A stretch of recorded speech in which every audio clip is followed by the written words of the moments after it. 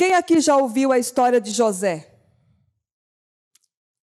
Olha, a história de José, eu acho a história mais linda de toda a Bíblia.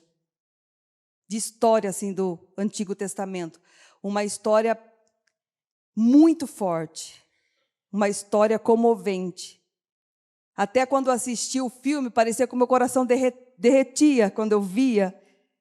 Que é muito forte a história de José. E José, ele era o filho de Jacó, o filho da sua velhice. Jacó é Israel, aquele Jacó que lutou com os anjos, lembra? Jacó, irmão de Esaú, lutou com os anjos. Porque ele lutou com os anjos, o Senhor deu o nome dele, mudou o nome dele para Israel. Então, quando eu falar Israel ou Jacó, é a mesma coisa. Então, Jacó, Israel, ele tinha 12 filhos. E Jacó era o penúltimo, e José era o penúltimo. Era filho da sua velhice. O último era Benjamim, que era filho de Raquel, que Raquel morreu no parto de Benjamim, o último filho de Jacó. Pois bem, José, ele era um filho muito amado, porque quando os seus irmãos iam pastorear as ovelhas, os irmãos enrolavam o seu pai Jacó. Iam com as mulheres, com as prostitutas, iam beber, diziam que ia levar as ovelhas para pastar num canto, quando via já estava em outro, e José não. José, ele era um jovem de 17 anos, porém ele era um jovem responsável, um jovem temente a Deus, um jovem sonhador. Sabe aquele jovem sonhador? Não tem uns jovens que às vezes a gente conversa e fala assim, jovem assim de uma periferia, de um bairro bem pobre, e fala, um dia eu vou ser médico. Aí as pessoas em volta riem, né? Que médico? Seu pai é um bebum. Você é filho de fulano que vive caído na rua. Que médico, rapaz? Você vai ter dinheiro para pagar que faculdade? Você estuda ali naquela escola ali que dá merenda, né, ralé. Então, José era um jovem sonhador. E, na nossa vida, o Senhor já traçou todos os planos para cada um de nós. O Senhor tinha traçado já um destino para José. O Senhor tinha um plano, o Senhor tinha um propósito com José. E para cada um de nós, o Senhor tem um plano para cada um de nós. Já tem um propósito, já está desenhado. Não tem a planta de uma casa? Já está tudo desenhado, tudo certinho. O Senhor já tem a bênção, os milagres, tudo na nossa vida, tudo certinho. Mas isso não significa que nós vamos chegar lá sem passar por lutas, sem passar por dificuldades. Então, José, ele revelou os sonhos ali, os seus irmãos o odiaram. Para a gente acelerar um pouquinho, os seus irmãos o odiaram. Quando um dia José foi, a mando do seu pai, ver os irmãos no campo, o que eles fizeram? Jogaram José no poço. Jogaram José no poço, o seu irmão mais velho, Rúben, né, ficou com medo do seu pai e também meio com temor, com dó de José, venderam José aos ismaelitas, que estavam passando para ir para o Egito. E levaram José até o Egito. Venderam José, e José chegou lá no Egito, e venderam ele para Potifar. Ele foi servir a casa de Potifar. Lá na casa de Potifar, ele fazia tudo perfeitamente. José, ele fazia tudo com excelência. Então, tudo que nós temos que fazer com excelência. Nós vamos passar pelo processo que Deus tem para alcançar o nosso sonho, mas na luta, no deserto, nós temos que fazer tudo com excelência. Tudo agradando a Deus. E José era assim. José chegou na casa de Potifar e ele cuidava das coisas de Potifar. Só que o diabo, não contente, o que ele fez? Usou a mulher de Potifar para que desse em cima de José. José, temente a Deus, deu pé, fugiu dela Só que Potifar acreditou na mentira e José foi preso. Chegou lá na cadeia, o que aconteceu com José? Foi chefe dos carcereiros. Olha aí Deus. E a Bíblia sempre fala que a história é muito grande, acho que é uns 6 capítulos, é muito grande. Vocês leem em casa, que é muito linda essa história. Chegando lá no cárcere, Deus, a Bíblia fala assim, e Deus era com ele. Né? Jogaram no poço, passou a caravana dos ismaelitas, levaram para Potifar. Foi chefe na casa de Potifar. Depois mandaram para o cárcere, lá ele foi chefe dos carcereiros. Um dia, o copeiro e o padeiro desagradaram a Faraó, foi para lá no cárcere junto de José. E eles tiveram um sonho, o copeiro e o padeiro. E José, como era cheio da presença de Deus, revelou aquele sonho. E só que aonde eu quero chegar? Que Deus, ele desenha como se fosse uma maquete, né, uma planta. A nossa vida está ali tudo já certinho. E as coisas que acontecem na nossa vida não é por acaso. Aí você fala assim, nossa, mas aquele sofrimento terrível que está na minha casa.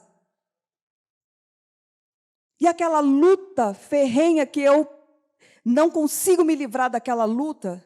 E aquela situação. De tudo isso, Deus já sabe, Deus já usa isso para levar no destino que Ele quer levar a sua vida. Tudo que está acontecendo na sua vida não tem nada fora do padrão, não tem nada fora da rota de Deus, tudo, tudo. Porque com José não fizeram uma injustiça, os seus próprios irmãos fizeram uma injustiça. Então, se José não fosse um homem de Deus temente, ele ia ficar amargurado, ele não ia cumprir o propósito lindo que Deus tinha lá na frente. Então, José, ele foi confiando em Deus, nunca murmurando, sempre fazendo o melhor. A Bíblia fala que Deus era com ele, e o que José colocava as mãos prosperava. O que José colocasse as mãos prosperava. Agora a gente lê a Bíblia e fica romantizando, né? E vê os filmes. Ah, José foi na casa de Potifar. Mas tenta mentalizar a história. Tenta sentir. E tenta, através das suas emoções, ver o que José sentia. Você imaginou? Você ser vendido pelos seus irmãos? Ser jogado num poço. A saudade que sentia do pai, que José e Jacó era muito apegado. Imagina a tristeza de José. Eu fico imaginando a tristeza de José. Meus irmãos, os 10, que Benjamim era pequenininho, não estava lá. Meus 10 irmãos me jogaram no poço. E depois me venderam para ser escravo no Egito. José tinha sonhos. E ele falava com a maior alegria no coração. Os feixes, o meu feixe era maior. E os outros 10 encurvavam para mim. Então, muitas das vezes acontece isso na nossa vida.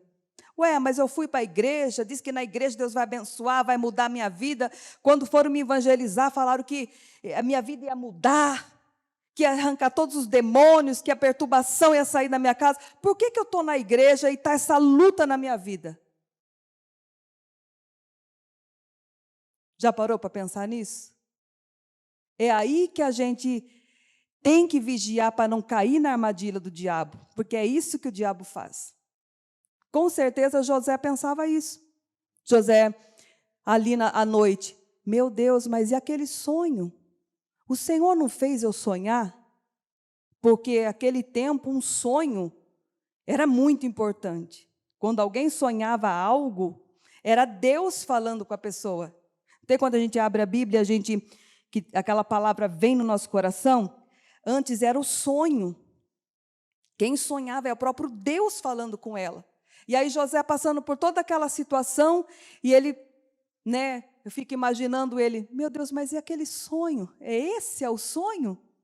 Que meus irmãos iam se encurvar perante mim, eu estou no poço, eu estou aqui na casa de Potifar, estou aqui na prisão agora. Então, tudo o que acontece na nossa vida não sai das mãos de Deus. Tem um propósito. Sabe aquele amigo que te traiu? Não tem aquele amigo que você ajudou? Né? Você levou um currículo, fez ele entrar na empresa, ali você, né, falou bem dele para o patrão, ele subiu de cargo e tudo, e depois lá ele puxou o seu tapete? Tudo é propósito de Deus. Se você está honrando a Deus, buscando e servindo a Deus, é um propósito de Deus. Tudo tem um propósito. Deus sabe de todas as coisas. E daí, José revelou o sonho do padeiro e disse para o padeiro: quando você chegar lá com o faraó, lembra-se de mim. Fala de mim para ele, porque eu fui vendido pelos meus irmãos e não é justo que eu esteja aqui como escravo. Fizeram uma injustiça comigo. O que o padeiro fez? Se esqueceu dele. E a Bíblia fala que, ainda que uma mãe que amamenta se esquecer do seu filho, todavia o Senhor jamais nos esquecerá. A palavra de Deus declara isso na nossa vida. E o padeiro se esqueceu, mas Deus fez com que Faraó sonhasse. Está vendo como não tem jeito? Quando Deus tem algo com você, quando Deus tem um plano na sua vida, algo, um chamado, é igual quando Deus tem um plano e tem um chamado para um pastor, um rapaz, uma moça, ser uma pregadora da palavra. Um exemplo, não tem ninguém que vá atrapalhar. Ninguém pode pegar em você, virar de ponta cabeça, engessar, botar cimento em cima, ninguém vai atrapalhar. Não tem como. Não tem como. Aí o que Deus fez? Pois fez Faraó sonhar. Faraó sonhou, chamou os magos lá do palácio. Ninguém conseguia revelar os sonhos de Faraó. Aí o copeiro foi lembrar. Tem um rapaz, um hebreu, que estava preso comigo, e o sonho que eu tive lá, ele revelou e aconteceu. Então, os deuses dele dão essa graça a ele. Aí Faraó mandou chamar José. José foi até Faraó, diz que tomou um banho, se barbeou, né, foi todo bem arrumado perante Faraó. O que demonstra isso para nós também? Uma pessoa que tem visão, tem sabedoria, né? Não vai apresentar para um faraó todo desmantelado, né? Veio lá, tomou um banho do jeito que ele podia ali, colocou a melhor roupa, não sei se alguém emprestou uma roupa, mas ele foi se apresentar ao faraó decentemente. E ali ele revelou o sonho de Faraó. E qual era o sonho de Faraó? Que 7 vacas magras, feias, mirradas, e 7 vacas gordas. As 7 vacas mirradas e magras comiam as vacas gordas. E os magos, ninguém conseguiu discernir a Faraó. E Faraó disse que ficou perturbado com aquele sonho. Ninguém conseguia revelar aquele sonho. E José foi e revelou o sonho. Senhor Faraó, é que vai ter 7 anos de prosperidade e 7 anos de escassez. O Senhor tem que arrumar uma pessoa inteligente, uma pessoa que saiba administrar. Olha José sendo sábio. Uma pessoa que saiba administrar, uma pessoa que vai colocar outros administradores ao redor e que vai juntar grãos, quando estiver na fartura, juntar esses 7 anos, para quando vir os outros 7 anos de escassez, nós temos providência. Sabe o que é isso? Deus já tinha um plano, um propósito na vida de José, porque Deus ia usar José para salvar muita gente da fome. Ia morrer muita gente. Então, quando a gente lê a Bíblia, a gente lê meio que assim, né? Não entende. O plano que Deus tem para nós, para cada um de nós, nunca diz somente a nós. Nunca é para abençoar só nós. Através de nós, Deus, Ele pulveriza, né? Ele distribui, Ele sabe? Ele alcança outras e outras pessoas. Então, através de você na sua casa, a sua família é abençoada. É através da sua oração, através da sua fidelidade, é através da sua vida com Deus que o diabo não pode tocar na sua família. A sua oração tem muito poder. Por que o diabo ataca a nossa vida espiritual? Não quer que a gente ore, não quer que busque, não quer que clame, não quer que faça um propósito com Deus. Porque é através de nós que a nossa casa vai ser abençoada. É através de você, mulher, de você, homem, que a sua casa vai ser abençoada. Eu já vi isso na minha vida, na minha casa. Quando eu subo aqui para pregar a palavra de Deus, eu falo de coisas que eu já vivi. Eu fui para a igreja muito nova, com 14 anos. Eu já contei aqui para vocês que a minha casa era um verdadeiro inferno. Eu queria matar meu irmão, ele queria me matar. Ele pegava a faca, eu também pegava a faca. Olha, eu tinha 14 anos. Eu era muito perturbada. Muito perturbada. Eu tinha um negócio muito assim, sabe, não dá para explicar. Por causa das perturbações, os lugares que a minha mãe me levava por aí, né, de espiritismo. Então, quando eu fui à igreja e comecei a orar pela minha família, eu comecei a ver Deus agindo na minha casa. A minha mãe ficava bêbada nos cantos. Ela ficava bêbada. Minha mãe, ela bebia muito, ficava bêbada. Já contei aqui também. Então, através de nós, na nossa casa, orando e buscando a Deus, a nossa casa é abençoada. E se você não buscar, e se você não interceder, esmurecer, e sair da presença de Deus, aí desanda tudo. E é isso que o diabo quer. É isso que ele luta tanto. É isso que ele luta tanto para você sair da casa de Deus. Que daí ele vai agir na sua mãe, no seu pai, na sua família, porque ele vai ter um livre acesso. Não vai ter ninguém orando pela sua casa. A gente viu essa semana acontecer uma tragédia, né, na televisão. Quem acompanhou o caso do garoto de 14 anos? O garoto de 14 anos matou pai, mãe e o irmãozinho de 3 anos.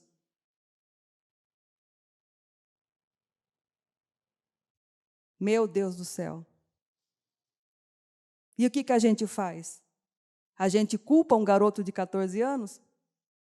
A gente culpa, maltrata, manda para a prisão e bate nele até ele morrer? Ele também é vítima. Esse menino de 14 anos também é uma vítima. Ah, não, ele é o Satanás, pastora. Não, ele é o capeta, ele matou a mãe e o pai. Ele também é vítima. Nós temos que entender isso. Muitas mães lidam com filhos drogados.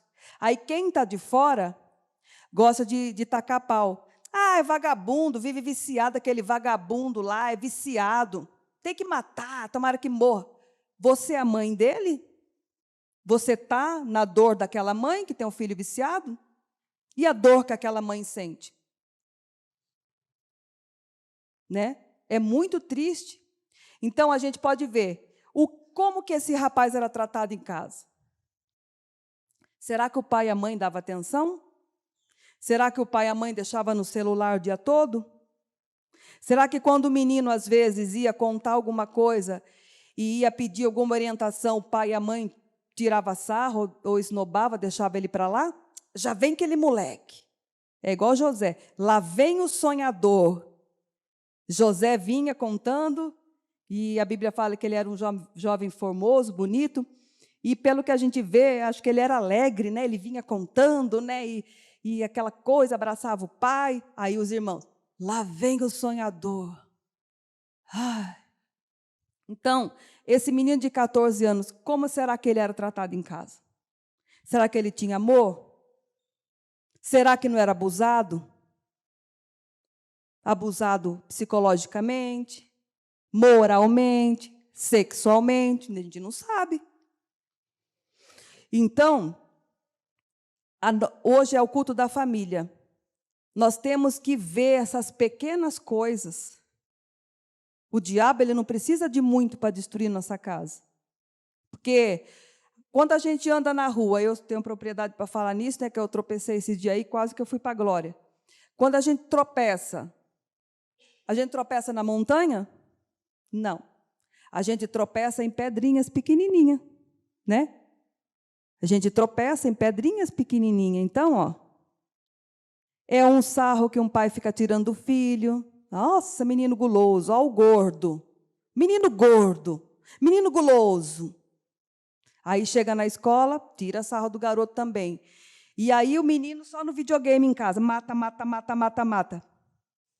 O cérebro da gente, do ser humano, se você assiste muito uma série, você assiste muito uma novela, você assiste muito um desenho, as crianças, chega uma hora que o seu cérebro não consegue discernir se é realidade ou se é ficção. Sabia disso?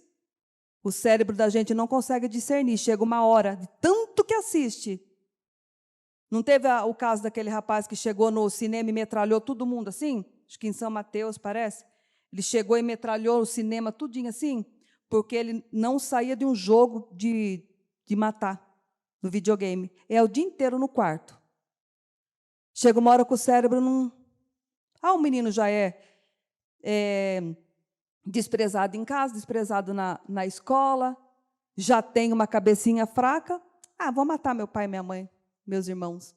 Por que que matou? Porque não deixou ver a namoradinha. Olha a cabeça do menino.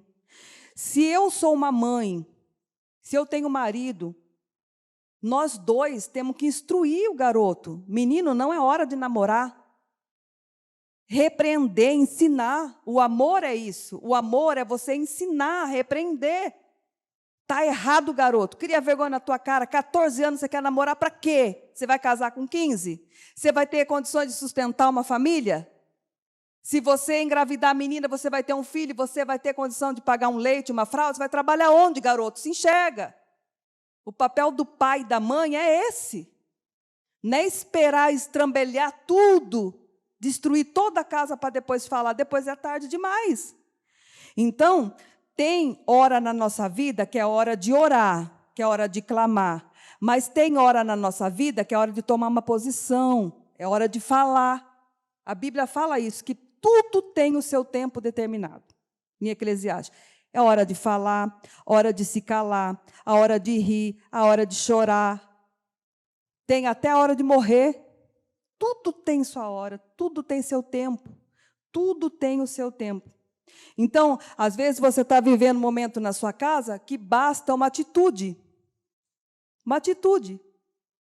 Você faz algo que o Espírito Santo já está falando tanto para você parar de fazer, para de fazer. Não espera a sua mulher ir embora de casa. O seu marido fala tanto para você parar de fazer algo que o aborrece. Para de fazer antes que o marido vá embora de casa. Porque daí fica mais difícil ele voltar, você orar para ele voltar. Então, nós temos que buscar pela família e ter sabedoria em casa. Sabedoria para cuidar de um filho, sabedoria para cuidar de uma casa. Né? Tem maridos que a gente já atendeu, que o marido saiu de casa porque a casa era um lixo, porque a mulher não limpava a casa. Olha, não precisou nem do diabo, não precisou nem do Satanás. A própria pessoa já destruiu a casa dela. Então, tem momento, quando a gente lê a história de José, que tem momento que a gente confia em Deus e espera em Deus, e tem momento que a gente toma atitude. José, ele não ficou se vitimizando. Eu fui vendido pelos meus irmãos, estou aqui nessa prisão, vou entrar em depressão, vou me enforcar, vou morrer. Não. Ele ficou ali fazendo a obra de Deus, até revelando o sonho de quem precisasse. Ele foi usado por Deus. Então, Deus, ele tem uma bênção, um milagre, um propósito para a nossa casa, para a nossa família, mas nós não podemos sair desse caminho, desse propósito. Porque José, ele não foi perfeito quando ele chegou na casa de Faraó, quando ele foi governar a casa de Faraó. No trajeto, ele já era muito diligente, muito responsável. Ele cuidava das ovelhas do pai com responsabilidade. Depois foi vendido como escravo pelos ismaelitas, chegou lá, ele era o melhor na casa de Potifar. Na prisão, ele era o melhor. fez tudo direito. Depois, Deus levou ele para o trono, lá na casa de Faraó. E Faraó, chegou uma hora que falou assim, reuniu todos e falou, José, eu dou toda a autoridade para José aqui no reino. José, ele só está abaixo de mim aqui. Eu dou toda a autoridade para José. José podia fazer o que ele quisesse. Quisesse prender alguém, quisesse mudar todo o reino, ele fazia. Ele era o governador, ele mandava em tudo lá. Então, só que José, ele não saiu do caminho. Ele foi seguindo, ele foi cumprindo, ele foi acreditando, ele não foi desanimando, ele não caiu com a mulher de Potifar. Ah, eu vou aproveitar, ela que está querendo, não é eu? Ela que está dando em cima de mim, você acha que eu vou perder essa oportunidade? E a mulher de Potifar não era feia, né? Você acha que mulher de Potifar era feia? Devia ser uma mulher lindíssima, maravilhosa. E José era novo. E os hormônios de José? Era convertido? Não era. José teve vontade de pecar, mas ele tinha um propósito, ele tinha um sonho, ele tinha algo lá na frente para alcançar. Ele não ia trocar 5 minutos com a mulher de Potifar para perder tudo aquilo que Deus tinha no coração dele. Por quê? Porque lá na frente veio os anos de miséria. E Jacó mandou os seus 10 filhos que fossem até o Egito comprar comida, porque já estava toda a redondeza, todos os povos estavam já passando fome. Mandou os 10 irmãos descer no Egito comprar comida. E os 10 irmãos descem no Egito comprar comida, e o que acontece? José é governador. Os irmãos de José reconhecem José? Não. Sabe por quê? Porque o que Deus vai fazer na nossa vida, as pessoas que duvidaram não vão reconhecer, não vão nem acreditar. Eles vão olhar e eles não vão nem acreditar naquilo que Deus vai fazer na nossa vida. Eles vão olhar e vão falar, meu Deus, o filho daquela mulher que vivia caído na rua, é aquele advogado agora? Aquela menina que era toda virada, né, perturbada, agora é uma pastora pregando a palavra de Deus. Todo mundo vai ficar. Ninguém vai acreditar aquilo que Deus vai fazer na nossa vida. Você crê nisso? Porque eu creio que Deus tem coisas muito grandes para fazer na nossa vida, na minha, na sua família, para quem você veio buscar. Aquilo que você está pensando, aquilo que está no seu coração, você veio nessa noite trazendo algo no seu coração. Eu nem sonho o que é. Você veio, trouxe no seu coração. É isso mesmo que Deus vai realizar na sua vida. É aquele filho que vai se converter, é aquele marido perturbado que nunca muda, vai mudar. Aquela pessoa difícil de lidar, que você não aguenta mais, Deus vai quebrantar o coração dela.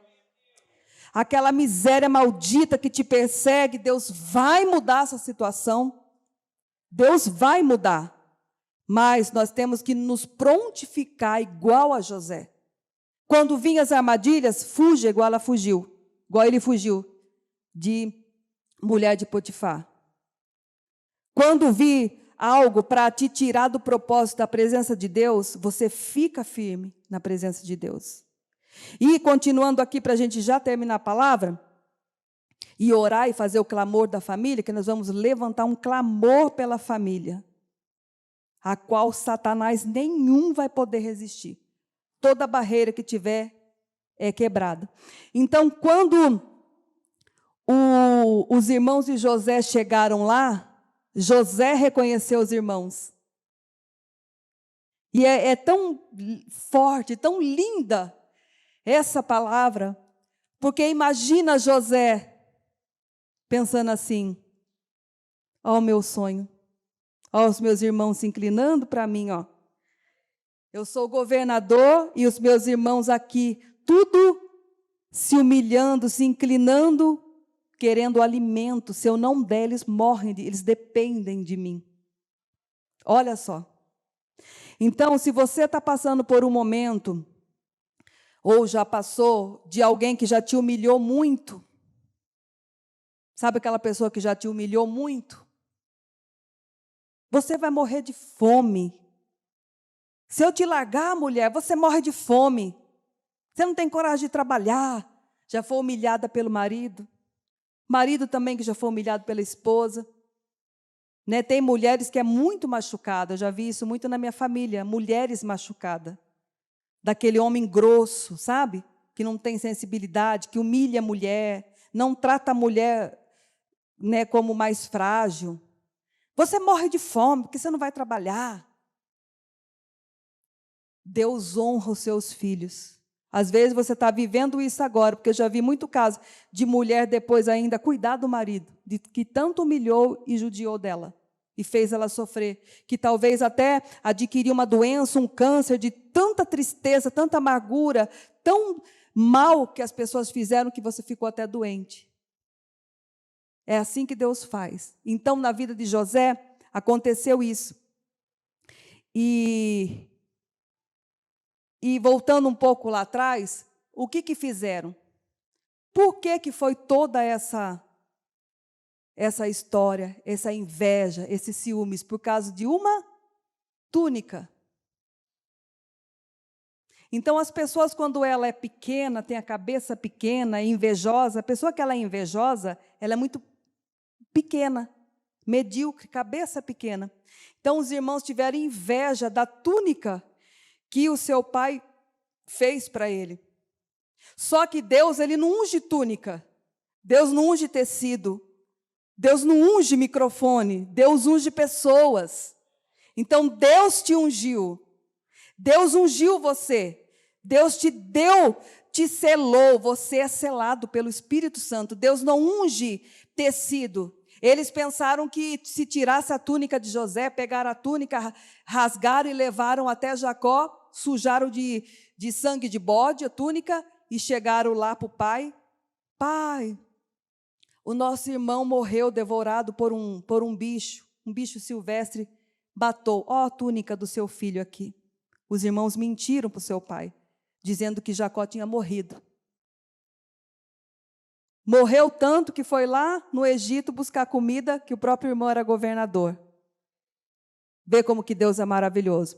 E depois lá na frente, né, fala que José chorou amargamente quando foi se revelar aos irmãos. José chamou os seus irmãos numa sala, mandou todo mundo sair, os egípcios sair, os serviçais lá do palácio sair, ficou só com os irmãos. Aí foi a hora de José se revelar. Imagina a cena. A Bíblia fala que José chorava tanto, que lá do pátio todo mundo ouvia o choro de José. De tanto que ele chorava. Você imagina? Depois de tantos anos, vendo Deus cumprir a palavra dele, e também um misto de alegria de ver os seus irmãos. Porque quem é de Deus não tem mágoa, não tem ódio, não quer mal de ninguém. José, para ele ter chegado até Faraó e ser governador, ele teve que conservar o coração dele limpo. Porque se ele tivesse guardado mágoa, rancor e ódio, quando eu ver meus irmãos, quando cumprir aquele sonho, aquele propósito que Deus tem para mim, quando eles virem até mim e se dobrar, eu não vou atender ninguém. Deus ia fazer ele governador? Não ia. Então, se a gente fica querendo que Deus abençoe a nossa vida, que Deus nos dê prosperidade, que Deus abençoe a nossa família para ficar desprezando outras pessoas, Deus não vai te dar. Deus não dá. Deus só dá algo para nós se a gente for abençoar alguém. Senão Deus não dá. Se você ora, eu quero para mostrar para fulana que o meu casamento é uma benção, ela falou que eu não ia ser feliz, ela vai ver. Deus não vai dar. Nosso Deus não é assim. O evangelho não é assim, para passar nada na cara de ninguém, para humilhar ninguém. O evangelho sempre é para acrescentar. E José já teve esse propósito o quê? Para matar fome de muita gente. Todas as cidades e os outros países vinham comprar comida no Egito. Por isso que o Egito ficou tão rico, porque só lá tinha comida, então todo mundo ia comprar lá, que deixou o faraó muito mais rico ainda. E depois mandou os seus irmãos buscar o seu pai. A Bíblia fala que quando José viu o seu pai de longe, ele correu, agarrou o pescoço do seu pai, que tanto amava, que era tão apegado, e os dois choraram muito, muito, muito. Diz que ficaram agarrados, chorando, chorando, chorando, chorando, abraçado com o pai. Então, aquilo que Deus tem para nós, ninguém vai poder atrapalhar. Às vezes você anda entristecido porque você acha que não vai se cumprir na sua vida. Você acha que não vai acontecer, mas vai acontecer. Pode demorar, como demorou para José, mas vai acontecer. Eu falava assim, quando eu estava na igreja, só eu ia na igreja, orava, orava, orava, orava. Eu acho que depois de 20 anos é que a minha mãe foi para a igreja. Depois, mais uns anos, meu irmão foi, se batizou. Né? Hoje em dia eles estão ali seguindo a Deus, precisa se converter mais um pouquinho, eu também preciso me converter, porque ninguém é convertido completamente, certo? Todos nós temos que nos converter todo dia, né? Melhorando a cada dia. Então, a minha casa, eu posso dizer que está na presença de Deus, que a minha mãe já não está caída nas ruas mais, né? Que meu irmão não tem uma vida errada como ele tinha antes. O que era alcoólatra também não está bebendo mais, não está fumando mais. Então, eu vi isso na minha vida, mas demorou. Mas eu saí da igreja, eu fiquei triste com Deus. Tem gente que fica triste com Deus porque não dá logo a bênção que ela quer. Tudo tem um propósito, calma. A gente não faz um vaso e pega ele molhado, com o barro ainda molhado, e coloca para enfeitar, porque ele vai cair, vai sujar a estante. Tudo tem um processo, calma. Deus fez José, ali, pequenininho, ali, servindo seu pai, servindo seus irmãos, com coração bondoso. Depois foi levando até chegar a Faraó, até se tornar governador e depois matar a fome de muita gente. Esse era o propósito de Deus. Já tinha esse propósito, porque ia matar a fome de muita gente. Então, o que eu vejo isso? Nós podemos matar a fome de muita gente. Pode ser com comida? Pode. Mas o melhor ainda é com a nossa vida, matando a fome espiritual das pessoas. É isso que eu desejo. Qual é o seu desejo? Eu desejo matar a fome de muita gente, espiritualmente. Se Deus me der condições de dar comida, melhor ainda. Qual que é o seu sonho? O seu sonho é fazer uma faculdade ainda? Ah, estou muito velha. Não, não vem com esse papo que não funciona. Velho é o Satanás, ninguém é velho para nada. Se você tem um sonho de fazer faculdade e você acha que é velha, não tem nada a ver. Como diz, nada a ver. Faça essa faculdade, faça aquele curso que você quer. Faça. Realize o seu sonho. Você tem um sonho de entrar em tal empresa, vai lá, porque Deus vai abrir a porta para você. Quando eu era bem novinha, eu tinha um sonho de entrar numa empresa, lá em Sorocaba, que fazia celulares.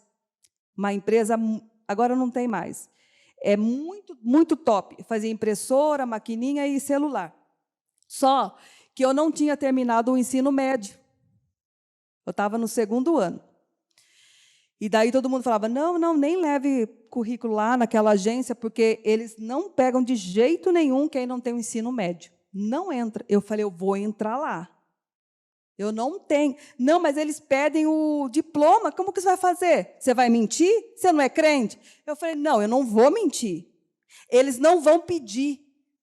Eles vão esquecer de pedir para mim. Eu vou entrar lá. Aí, deixei o currículo, não menti. Não menti em nada. Falei, Deus, eu não vou mentir. Vou colocar lá, porque eu não tenho. E aí, tocou o telefone, fui na agência. Cheguei lá, a moça me atendeu e eu, ai, Senhor, não peça esse diploma, não peça, porque eu não vou ter, eu não vou mentir, e eu vou entrar lá, eu sei que eu vou entrar lá. A moça fez tudo, até eu nunca tocou no assunto de diploma nenhum. E eu entrei trabalhar lá. Salário era bom, foi muito bom. Foi uma época da minha vida que Deus abriu essa porta para me suprir, porque eu estava precisando muito.